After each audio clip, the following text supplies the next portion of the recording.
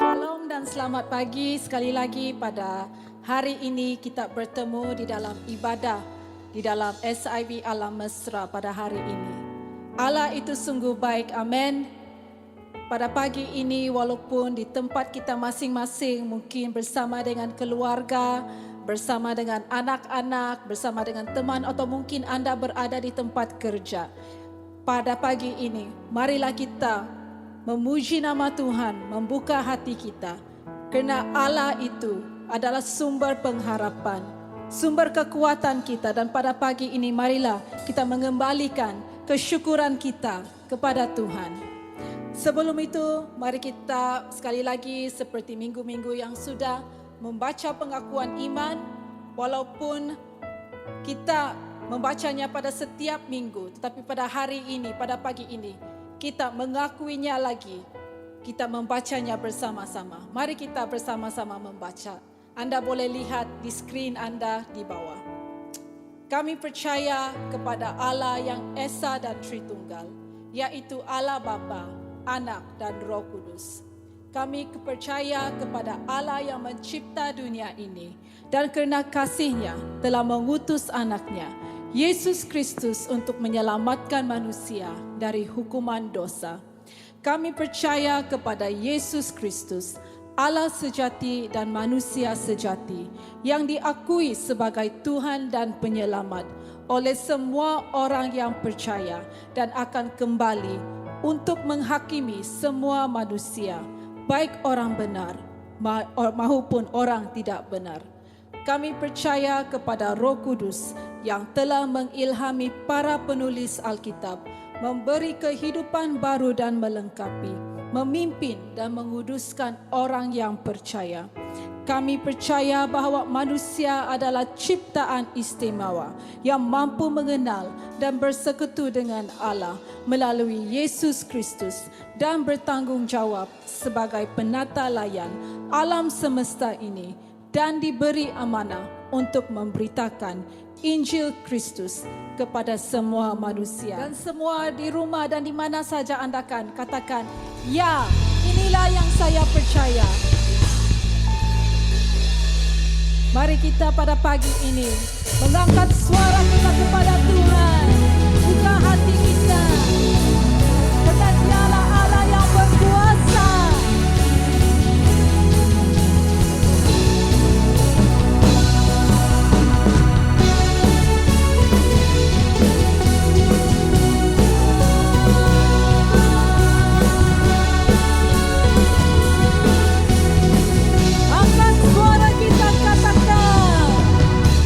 Melukis cakrawala, merangkai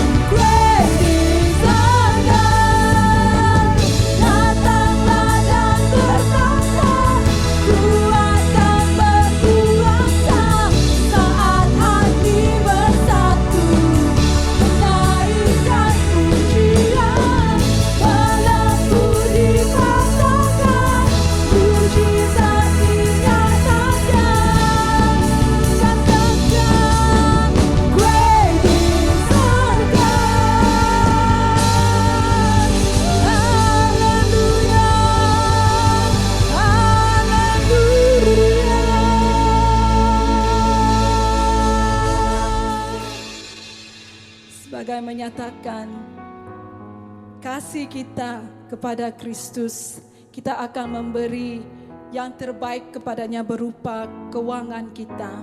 Anda boleh melakukan transfer banking seperti di dalam account yang tertera pada skrin di bawah. Mari saya akan berdoa. Tuhan, kami mengucap syukur di atas segala kebaikan Engkau, segala pimpinan-Mu dalam kehidupan kami ya Bapa. Dan pada pagi ini kami ingin memberikan yang terbaik kepada-Mu berupa keuangan kami ya Tuhan. Sebagai tanda kesyukuran kami, sebagai tanda kasih kami kepada Engkau. Kerana Engkau adalah Allah yang setia. Di dalam masa yang mencabar pada hari-hari ini Tuhan, kami masih meletakkan harapan kami kepada Engkau. Kami masih meletakkan kepercayaan kepada Engkau. Kerana kami percaya ya Tuhan, Engkau in control dalam setiap keadaan kami di sini ya Bapa. Engkau terus memberkati setiap anak-anak-Mu yang memberi dengan sukacita ya Bapa pada pagi ini. Terima kasih Tuhan, kerana kami percaya Engkau adalah Allah yang akan terus-menerus menjaga anak-anak-Mu dan memenuhi segala keperluan kami semua. Dalam nama Tuhan Yesus. Amin. Kerana Tuhan ada dan hadir di tengah-tengah kita. Amin. Mari kita katakan bersama. Tuhan Allah hadir di sini.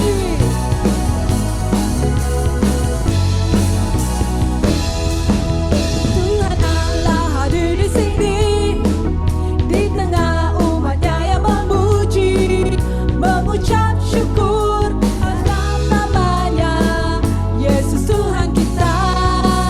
Tuhan Allah hadir di sini, berkat-Nya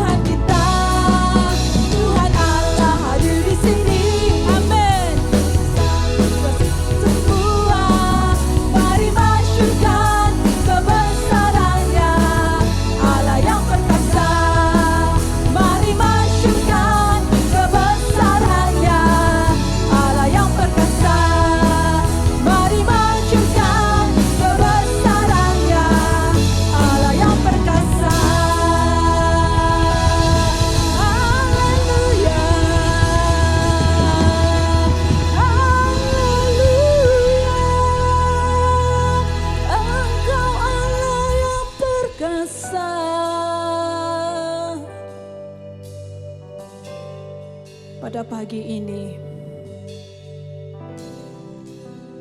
kita mengakui bahwa Dia adalah Tuhan kita. Dialah perlindungan dan pertahanan kita, dan Dia adalah penyelamat kita.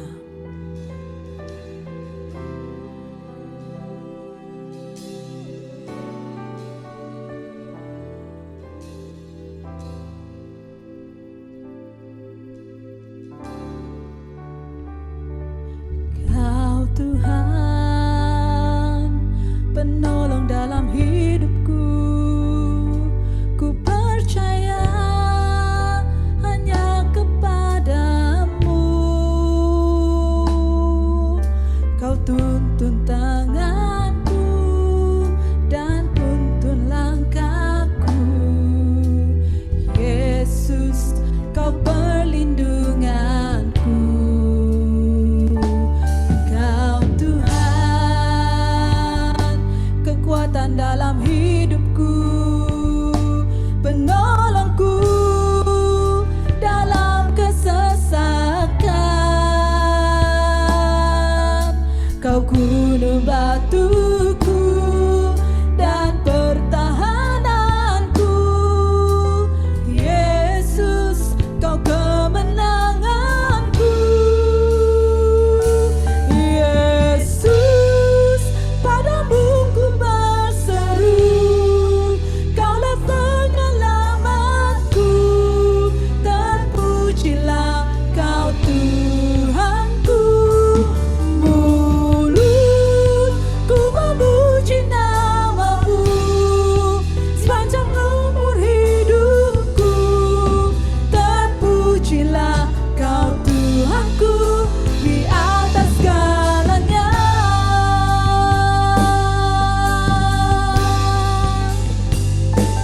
Kau Tuhan, penolong dalam hidupku.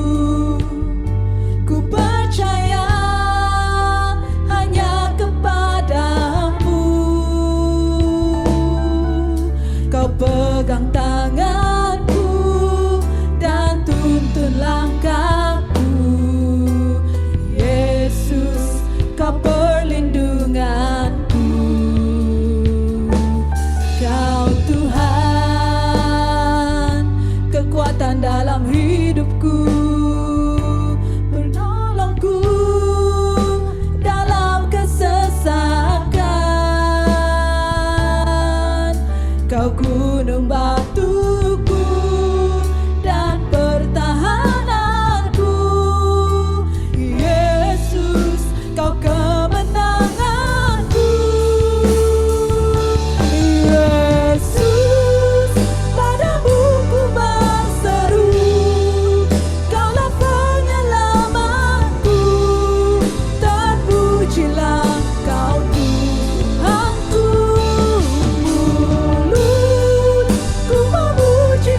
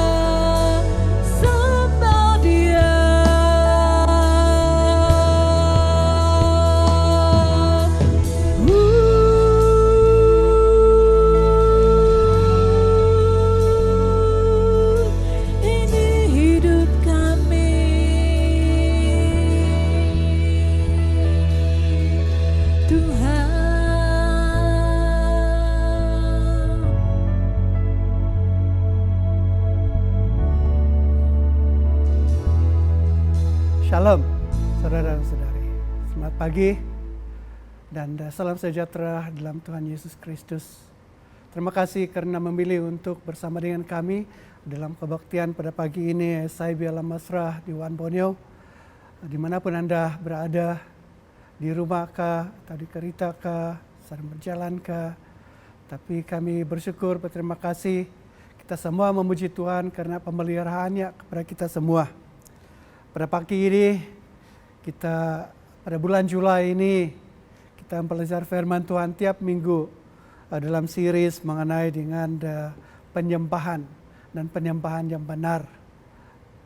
Dan bagaimana kita boleh menyembah dengan benar.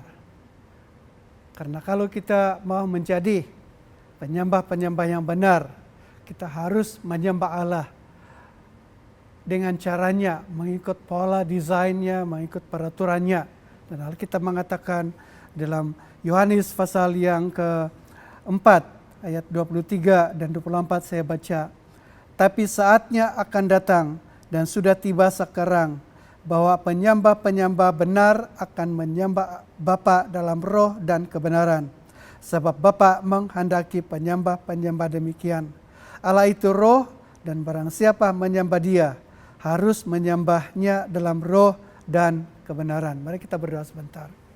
Bapa kami di surga, kami berdatang kepadamu pada pagi ini. Dalam segala kesibukan,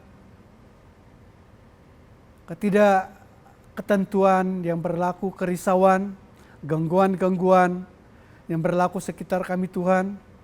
Dalam kehidupan kami yang sangat dipengaruhi dengan perubahan-perubahan yang pesat. Keadaan dunia yang mendesak kepada kami. Sehingga dalam kehidupan kami juga Tuhan telah diperintah dan dipengaruhi dengan masa penjadwalan kehidupan kami dan masa kami Tuhan. Sehinggalah kehidupan kami sebagai anak-anak-Mu juga Tuhan. Hidup rohani kami, terutama sekali juga Tuhan, dalam hubungan kami dengan-Mu, menjadi hanya satu jadwal di dalam masa kehidupan kami sehari-hari Tuhan. Oleh itu pada pagi ini kami mau kembali kepada firman-Mu. Belajar daripada firman-Mu Tuhan, supaya kami akan kembali kepada dasar firman-Mu untuk mengukuh kembali, untuk memulihkan kembali hubungan kami dengan-Mu yang dinyatakan di dalam penyembahan kami dengan-Mu Tuhan. Bukakanlah hati kami, bukakanlah pengertian kami Tuhan pada pagi ini. Roh Kudus, Engkaulah guru kami. Kami buka hati kami kepadamu. Bicaralah kepada kami, ajarkanlah kami. Nama Tuhan Yesus Kristus. Amin. Amin. Saudara dan saudari, berarti saya katakan pada bulan ini kita akan memulakan satu tajuk atau satu tema dalam pembelajaran tiap minggu, dan bulan Juli ini hanya kita mempunyai 4 minggu sahaja atau 4 hari Ahad sahaja. Lalu kita hanya mempunyai 4 topik, dan pastinya ini tidak mencukupi untuk menghurai, untuk mengajar, untuk menghayatikan ini semua. Tapi saya harap di dalam masa yang singkat ini kita belajar bersama-sama. Tapi harapan saya juga saudara dan saudari, supaya saudara membaca firman Tuhan, buat pembelajaran sendiri. Dan kalau ada nantinya pertanyaan-pertanyaan, sila jangan segan berhubung dengan kami, tanya melalui WhatsApp, melalui Facebook gereja. Kami pasti akan menjawab.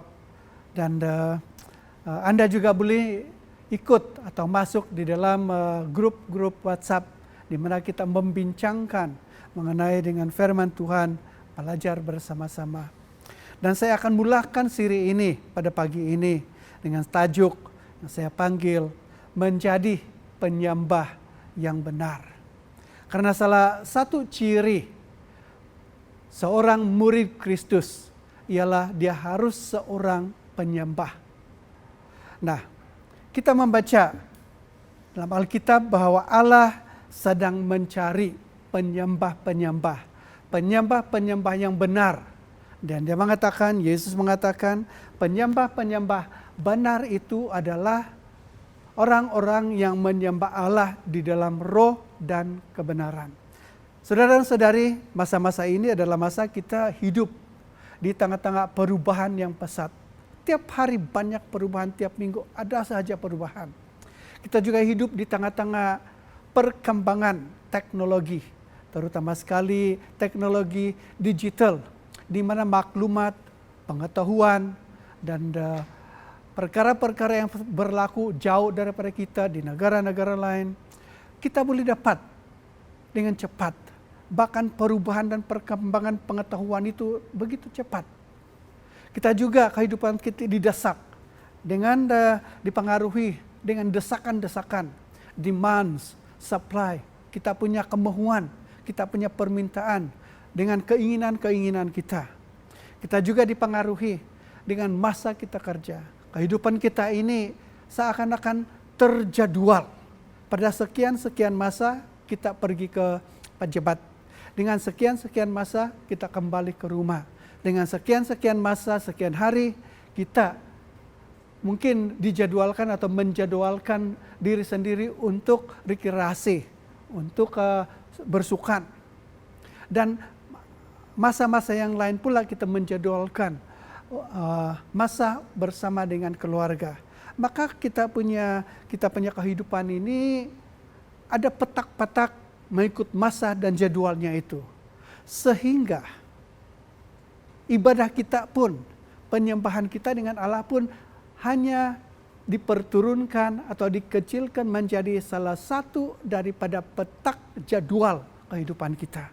Apa maksud saya ini, saudara dan saudari? Penyembahan kita sudah kita kebanyakan tanpa kita sadari, kita telah menurunkan, kita telah memperkecilkan penyembahan kita itu kepada hanya satu petak masa, yaitu pada tiap hari Ahad, mungkin jam 10 hingga kepada jam 12, jam 8 hingga kepada jam 10. Dan biasanya itu pada kebanyakan gereja sekarang itu kebaktiannya itu dilangsungkan selama 1,5 jam atau 2 jam. Jarang sekali ada kebaktian-kebaktian yang kita jadwalkan. Masanya itu selama 2,5 jam atau 3 jam. Maka penyembahan kita itu kita hanya menganggap bahwa penyembahan itu kita hanya gunakan tiap minggu itu di antara pukul 10 hingga 11.30 atau 1,5 jam. Dan kita panggil itulah penyembahan kita. Apa maksud saya? Pada masa seperti itu kita pergi ke gereja. Katakan pukul 10. Pukul 10 kebaktian bermula. Dimulakan dengan doa, dimulakan mungkin dengan pengakuan iman, dan diteruskan dengan nyanyian-nyanyian, pujian. Selepas puji-pujian, ada pengumuman mungkin ada special item, special presentation, tarian barangkali, ataupun nyanyian, special item presentation. Kemudian firman Tuhan. Selepas firman Tuhan, kita didoakan, doa pemberkatan. Kemudian kebaktian itu diselesaikan, dan diselesaikan dalam masa 1,5 jam. Kalau kita bermula jam 10, kita sudah diprogramkan atau kita sudah merancangkan supaya kebaktian itu akan selesai pada paling akhirnya 11.30. Kenapa? Karena selepas itu kita sudah menjadwalkan masa kita untuk kegiatan-kegiatan yang lain. Kenapa? Karena terlalu compartmentalize kehidupan kita. Maka penyembahan kita itu sudah diperturunkan kepada satu masa di tempat yang sudah ditetapkan dalam masa yang tempo masa yang sudah ditetapkan juga, hari yang ditetapkan. Artinya penyembahan kita itu dibatasi dengan masa, dibatasi dengan ruang, dan dibatasi dengan tempat dia. Tapi Yesus mengatakan bahwa penyembah-penyembah yang benar itu tidak dibatasi oleh masa, tidak dibatasi oleh tempat, tidak dibatasi oleh ruang ataupun masa dia. Karena penyembah-penyembah yang Allah ingin carikan ialah orang-orang yang menyembah di dalam roh, di dalam kebenaran. Nah, apa artinya ini? Pada pagi ini saudara-saudari, saya ingin membawakan kita untuk melihat dan merujuk kepada bait Allah. Bait Allah yang didirikan oleh Musa. Dalam perjanjian lama, saudara dan saudari, yang kita baca di dalam Keluaran pasal yang ke-35 hingga kepada pasal yang 40, di situ menceritakan bagaimana bait Allah itu atau desain, pattern, layout bait Allah itu harus dilakukan. Berikan kepada Musa di padang belantara, lalu diberikan. Dan di situ kita melihat bahwa bait Allah itu, tabernakel Allah itu terbahagi kepada 3 ruang. Yaitu masuk melalui pintu itu terus kepada pelataran, outer court. Dan selepas outer court itu masuk lagi ke hadapan kepada tempat kudus. The inner court, the holy place. Kemudian maju lagi ke hadapan adalah ruang yang ketiga yang dipanggil Holy of Holies, tempat yang kudus atau maha kudus, tempat yang maha kudus. Di dalam ketiga ruang ini ada perabot-perabot dia. Di dalam outer court itu, di dalam ruang luar itu, di pelataran itu ada 2 perabot. Satunya itu adalah meja pembakaran, persembahan pembakaran. Keduanya itu adalah satu basin, satu tempat pembasuhan. Ini mencerminkan dan membayangkan masuk di rumah Allah itu kita harus mempersembahkan korban. Korban itu adalah kita harus datang, masuk menghadapi Allah itu dengan satu hati yang bertobat, pertobatan. Setiap orang yang boleh menyembah Allah itu dengan benar adalah orang-orang yang sudah ditebus. Bertobat, selepas pertobatan itu perabot yang keduanya itu adalah pembasuhan. Di mana kita dibersihkan. Meja pembersihan atau satu tempat laver of cleanliness, tempat pembasuhan yang membayangkan tentang pembaptisan. Nah, masuk lagi ke ruang yang keduanya itu yang lebih dalam lagi itu ialah ruang yang maha kudus. Di dalam itu ada 3 perabot. Yang pertamanya itu adalah lampstand, yaitu kaki emas untuk dian. Yang keduanya lagi itu adalah meja roti sajian. Dan yang ketiganya itu adalah dupa atau satu pembakaran dupa atau incense. Nah, ini mencerminkan kepada 3 perkara juga, yaitu doa, pujian dan doa, firman Allah dan Roh Kudus.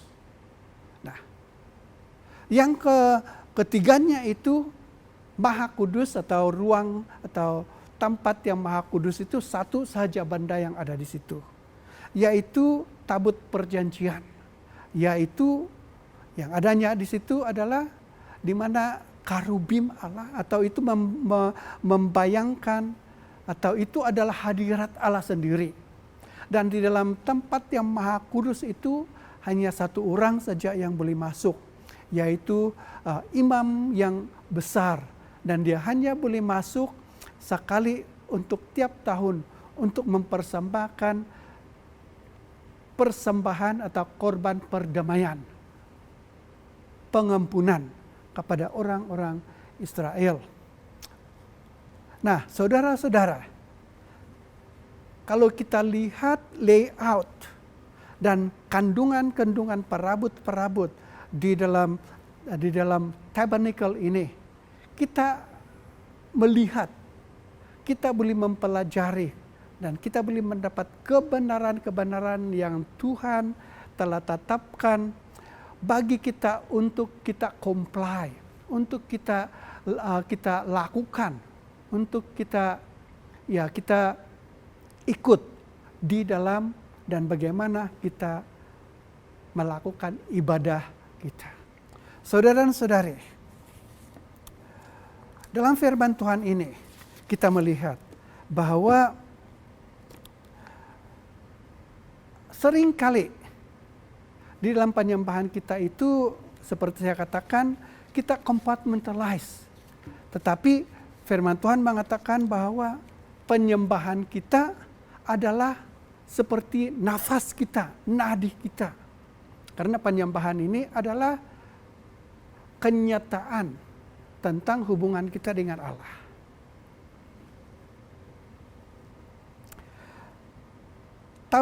Tabernakel Allah itu juga membayangkan tentang tubuh kita. Kalau tabernakel itu mempunyai 3 bahagian, pelataran atau outer court, keduanya itu adalah tempat kudus, ketiganya maha kudus. Tubuh kita juga mempunyai 3 bahagian, yaitu tubuh, jiwa, dan roh. Dan juga di dalam kita mengadakan ibadah-ibadah kita, firman Tuhan mengatakan bahwa kita masuk di dalam hadirat Allah dengan syukur. Apabila kita sudah masuk di dalam pelataran, dalam ruang ibadah itu, kita memuji Tuhan, ada pujian.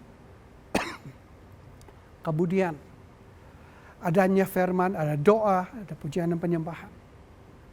Nah, tabernakel ini juga membayangkan kepada kita sebagai di dalam tubuh kita ini, sebagai kita tabernakel Allah sendiri, tempat Roh Kudus. Atau tidak tahukah kamu bahwa kamu adalah rumah Roh Allah. Kita ini adalah rumah Roh Kudus, kata firman Tuhan. Nah,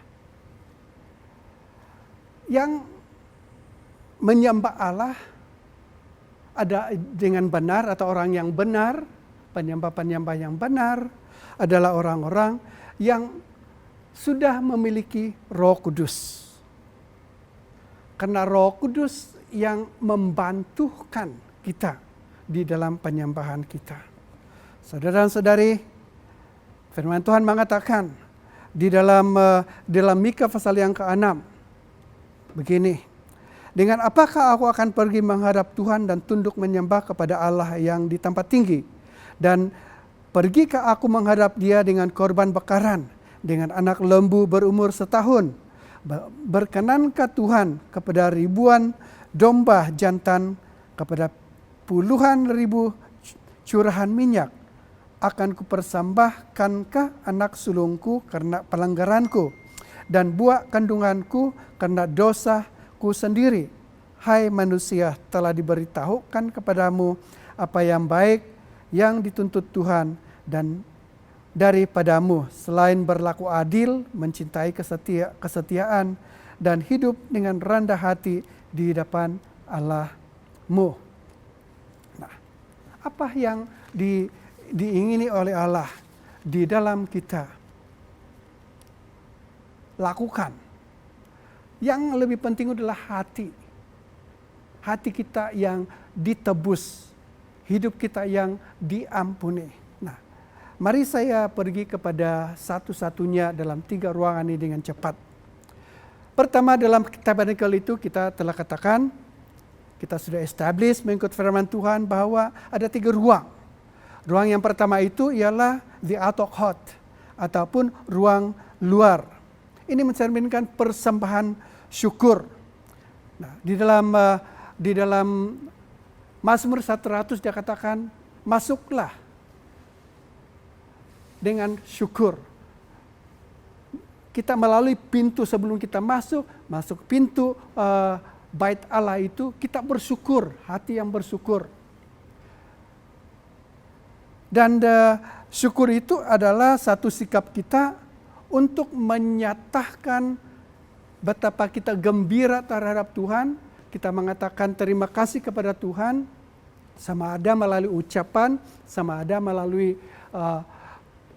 nyanyian, atas segala berkat-berkat jasmani yang Dia telah berikan kepada kita. Kita bersyukur kepada Tuhan karena kesehatan. Kita bersyukur kepada Tuhan karena makanan. Kita bersyukur kepada Tuhan karena keselamatan. Kita bersyukur kepada Tuhan karena segala yang kita nikmati. Yang dinikmati oleh 5 daya tubuh kita.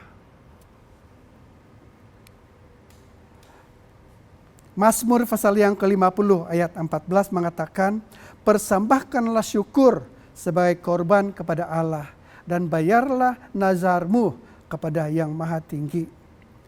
Ibrani pasal yang ke-13 ayat 15 juga mengatakan, sebab itu marilah kita oleh Dia senantiasa mempersembahkan korban syukur kepada Allah, yaitu ucapan bibir yang memuliakan namanya. Saudara dan saudari, di dalam penyembahan yang benar, di dalam kita menyembah Allah dalam roh dan kebenaran,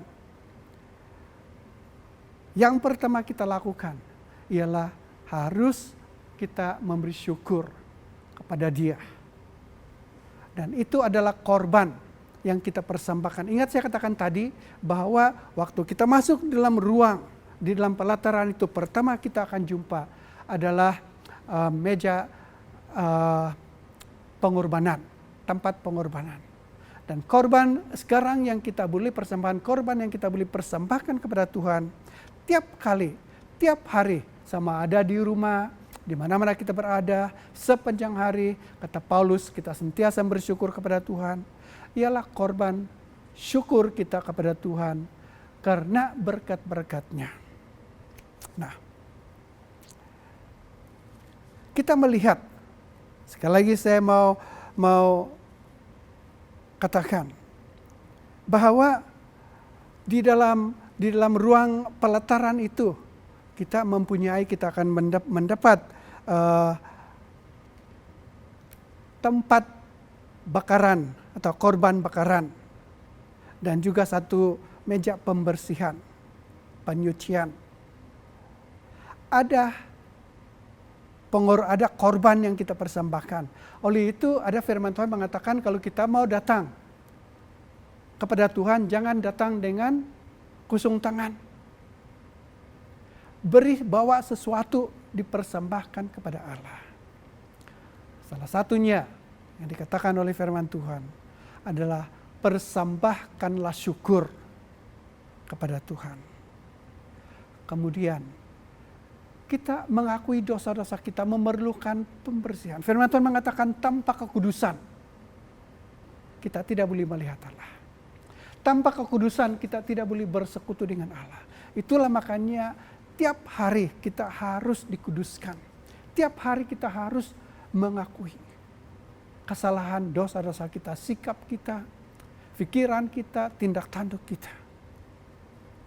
Berapa kali pun kita minta maaf kepada Tuhan, tetap Tuhan akan mengampuni kita, kata Tuhan Yesus Kristus.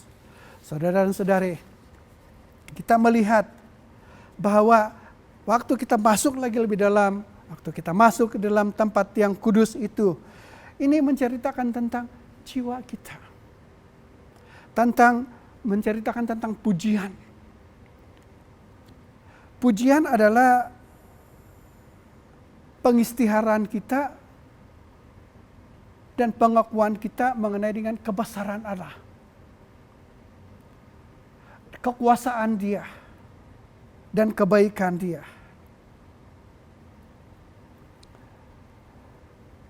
Kita memuji Dia karena Dia sungguh-sungguh berkuasa dan berdaulat. Di dalam Wahyu pasal yang kelima ayat 10 mengatakan, dan Engkau telah membuat mereka menjadi satu kerajaan dan menjadi imam-imam bagi Allah kita, dan mereka akan memerintah sebagai raja di bumi. Kita juga membaca dalam 1 Petrus pasal yang kedua ayat yang kelima dan ayat yang ke-9. Biarlah kamu juga dipergunakan sebagai batu hidup untuk pembangunan suatu rumah rohani, bagi suatu imamat kudus untuk mempersembahkan persembahan rohani, dan karena Yesus Kristus berkenan kepada Allah. Kamu adalah bangsa yang terpilih, imamat yang rajani, bangsa yang kudus, umat kepunyaan Allah sendiri, supaya kamu memberitakan perbuatan-perbuatan yang besar dari Dia yang telah memanggil kamu keluar dari kegelapan kepada terang-Nya yang ajaib. Saudara-saudara, masuk ke ruang yang kudus itu dikatakan oleh Alkitab bahwa hanya imam-imam sahaja yang boleh masuk di tempat ruang yang dalam itu. Untuk mempersembahkan, untuk melayani Tuhan secara berterusan. Untuk menggantikan roti sajian itu, untuk mengisihkan minyak kepada kaki dian emas itu, supaya ianya selalu akan menyala. Ini dilakukan oleh imam-imam karena mereka sudah mengistihar, sudah menyerahkan diri mereka untuk melayani Tuhan di rumah Tuhan, di bait Allah. Saudara-saudara, Wahyu dan 1 Petrus mengatakan kita ini adalah imam-imam. Imam-imam rajani yang mengistiharkan kebesaran Allah. Yang menyatakan dan menceritakan kebesaran Allah. Tiap hari. Dan apa kita lakukan? Sama seperti imam-imam yang melayani di dalam bait Allah itu. Ialah supaya selalu kita persembahkan doa. Selalu kita persembahkan pujian. Syukur kita kepada Tuhan. Selalu kita mohon kepenuhan daripada Roh Kudus. Sentiasa, selalu. Efesus pasal yang kelima ayat yang ke-8 itu berkata, hendaklah kamu dipenuhi dengan roh. Dalam arti asalnya itu, hendaklah kamu sentiasa dipenuhi. Secara berterusan, sentiasa dan berterusan dipenuhi dengan Roh Kudus.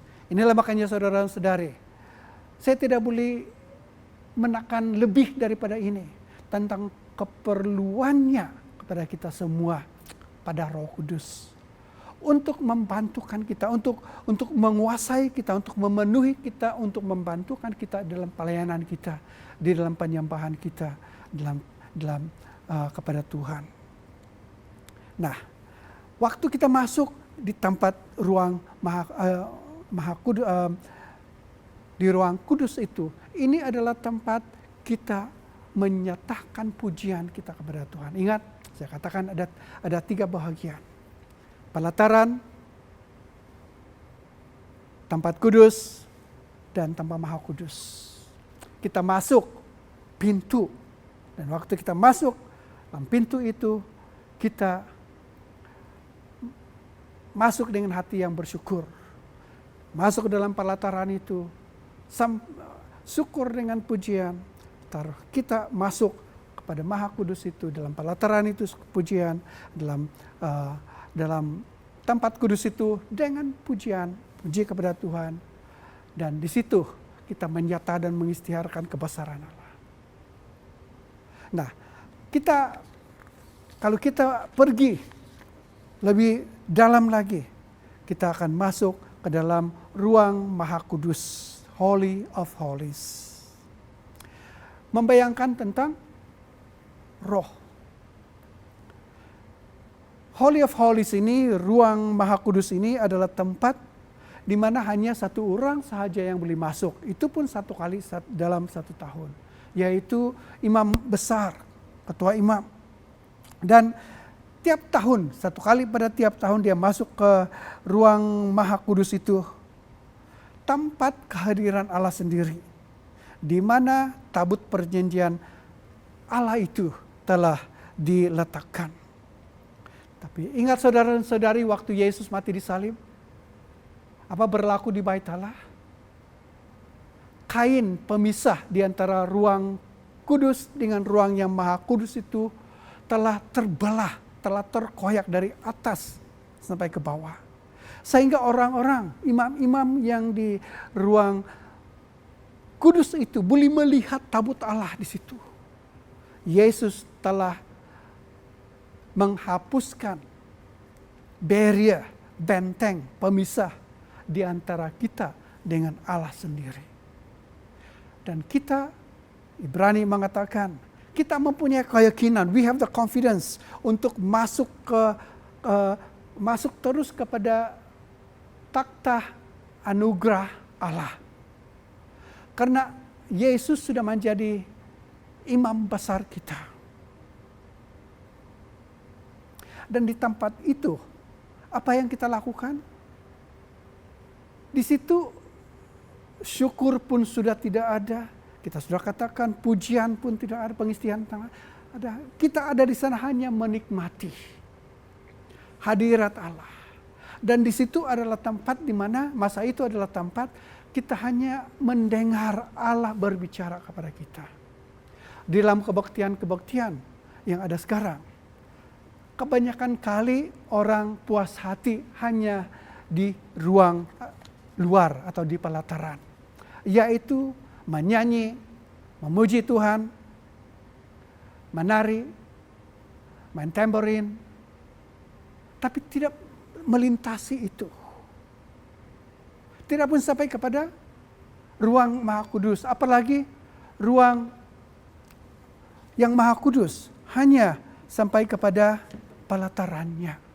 Saudara dan saudari, rencana Allah bagi kita ialah supaya kita sampai, kita terus masuk kepada tempat yang Maha Kudus di mana kita menikmati intimate relationship, intimate moments dengan Allah sendiri.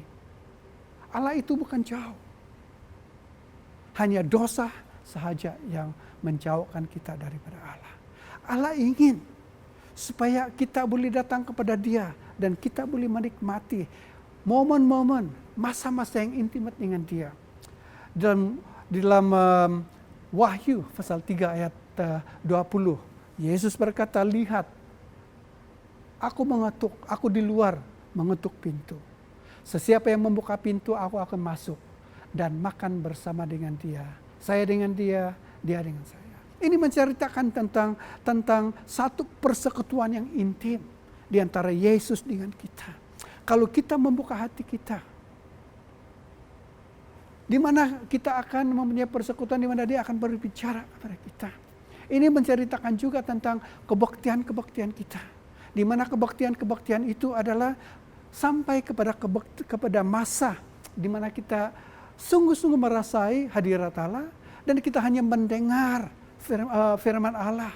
Dan biasanya ini akan datang melalui nubuat-nubuat. Itulah masanya waktu ada nubuat datang. Itu adalah masa ada revelation, wahyu akan datang. Kata-kata kebijaksanaan, the word of knowledge akan disampaikan. Dan semua ini saudara dan saudari jarang ada dalam kebaktian-kebaktian kita. Karena kita dipandu oleh program. Doa saya saudara-saudara gereja ini, kita akan menikmati, kita akan pergi ke level dimensi itu. Dan kita menikmati hadirat Allah dalam tiap kebaktian kita. Supaya kita boleh mendengar daripada Allah sendiri.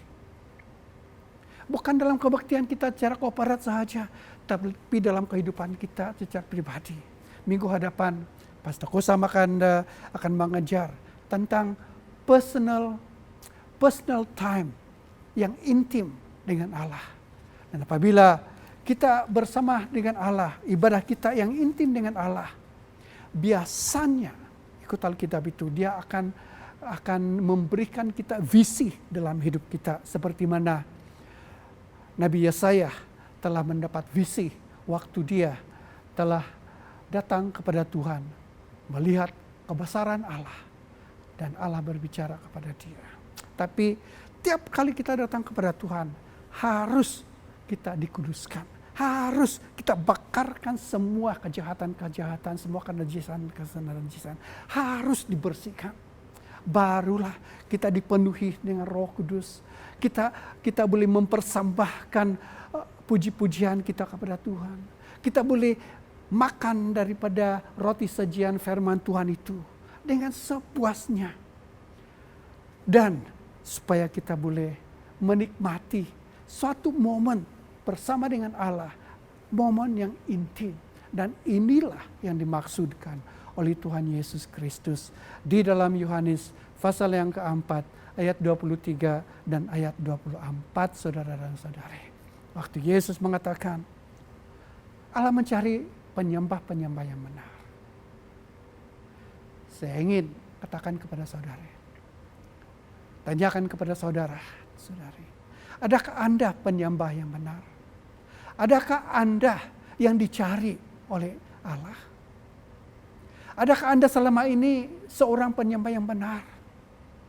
Atau adakah Anda seperti kebanyakan orang sudah menurunkan penyembahan Anda kepada satu program yang dilakukan setiap minggu, itu pun 1,5 jam sahaja. Allah mencari penyembah-penyembah yang benar. Dan penyembah-penyembah yang benar, Alkitab mengatakan menyembah Allah di dalam roh kebenaran. Kenapa? Karena Allah itu roh. Tidak mungkin seseorang menyembah Allah yang adalah roh kalau bukan di dalam roh kita menyembah Tuhan. Ya. Apabila kita katakan dalam roh, itu kita sampai kepada ruang yang maha kudus itu. Di mana kita sudah membuangkan segala yang kita sendiri itu. Bukan artinya kita mengusungkan, kita kosong dan membuka kepada apa saja. Tapi kalau kita sudah berada di dalam hadirat Tuhan, dekat dengan Tuhan, yang kosong dalam kita dipenuhi oleh Allah sendiri. Dan pada masa itu Allah akan memberikan kita wahyu, Allah akan menyatakan kepada kita rahasia-rahasia. Dan ini yang dipanggil di dalam dikatakan dalam Mazmur, the deep calls upon the deep. Yaitu yang terdalam sekali daripada Allah. Bercantum dengan yang terdalam di dalam kita sendiri, yaitu yang paling intim. Dan masa itu adalah masa kita tidak boleh katakan lagi apa-apa, hanya mendengar Allah berkata kepada kita. Itulah makanya penyembahan yang benar itu bukan saja menyembah Allah dalam roh, tapi di dalam kebenaran. Yesus berkata, aku adalah kebenaran.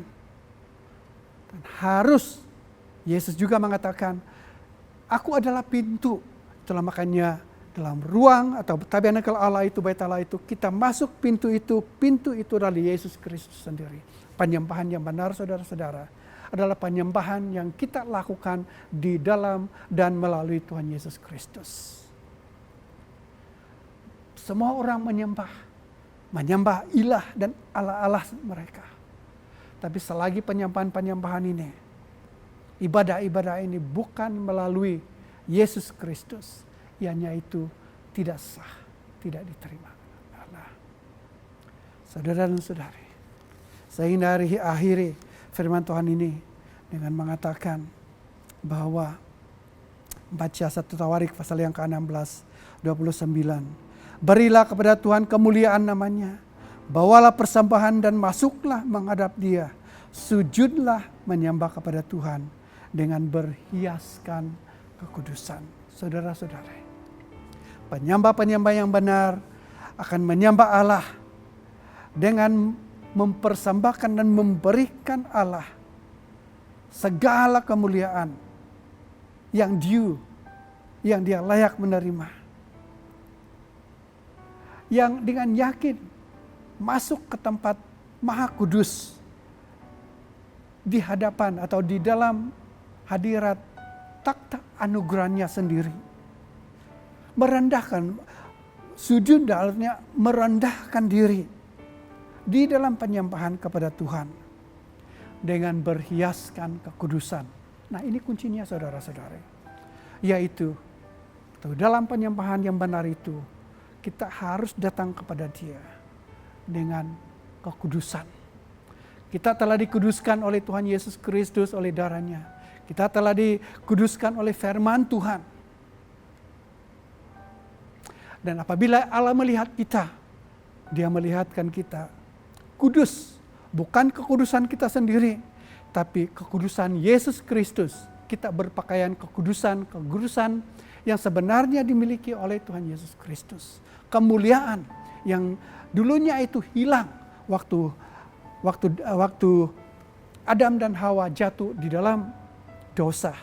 Tapi apabila kita telah percaya kepada Tuhan Yesus, waktu Dia mati di salib untuk dosa-dosa kita dan kita diampuni dosa-dosa, kita dibersihkan, disucikan dan kita dikuduskan oleh Dia, oleh firman Dia. Maka kita kemuliaan yang hilang melalui Adam dan Hawa itu kita telah dipulihkan dan kita telah perolehi kembali. Dan ini yang membuatkan kita saudara-saudara yakin, tidak takut, penuh confidence untuk masuk ke hadirat Allah, di hadapan Allah. Saya ingin akhiri ini saudara-saudari, sekali lagi saya ingin tanyakan, adakah Anda penyembah yang benar? Adakah Anda memahami artinya menyembah Allah dalam roh dan kebenaran? Allah sudah membuat patternnya, peraturannya. Banyak kali saya mendengar orang katakan, mari kita memuji dan menyembah Tuhan, mari kita menyembah Tuhan dalam cara kita sendiri. Mari kita menyembah Tuhan dengan bebas, dengan cara kita sendiri. Lihat dalam Alkitab saudara, tidak ada ayat yang mengatakan kita boleh menyembah Allah, kita boleh memuji Tuhan dalam cara kita sendiri. Tidak ada, hanya cara Allah sahaja. Dan itu yang kita ingin kembali. Kita ingin mengetahui dan belajar. Dan kita ingin lakukan cara Allah di dalam penyembahan kita. Bapa kami di sorga, kami datang kepadamu pada pagi ini. Tanpa kami sadari Tuhan, kami kehilangan keintiman denganmu.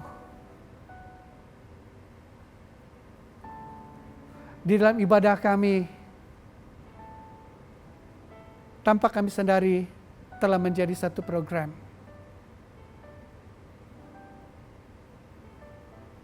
Dengan ritual-ritual yang ditetapkan, yang telah menjadi tradisi kami. Ampunikan kami semua Tuhan. Saya mau berdoa dalam nama-Mu Tuhan Yesus Kristus, kembalikanlah dan pulihkanlah Pondok Daud, penyembahan yang hilang itu daripada kami Tuhan. Mohon Roh Kudus-Mu Tuhan yang memulihkan ini. Kau sudah janji bahwa akhir zaman itu Engkau akan memulihkan Pondok Daud yang runtuh itu Tuhan. Dan kami adalah Pondok Daud itu. Kami adalah tabut-Mu. Kami adalah tempat kediaman Roh Kudus-Mu sendiri Tuhan. Oleh itu, pulihkanlah kami. Pulihkanlah ibadah kami. Saya mau berdoa Tuhan untuk setiap orang yang mendengar firman-Mu ini. Sama ada di rumah atau di mana-mana, berkatikanlah. Dan meteraikanlah firman ini Tuhan. Teguhkanlah firman ini Tuhan dalam hati mereka Tuhan. Saya juga berdoa Tuhan supaya yang sakit Engkau sembuhkan. Terutama sekali dalam masa pandemik ini Tuhan. Saya mau berdoa supaya Engkau memelihara setiap anak-anak-Mu. Dalam masa setiap kami mematuhi SOP yang dikenakan,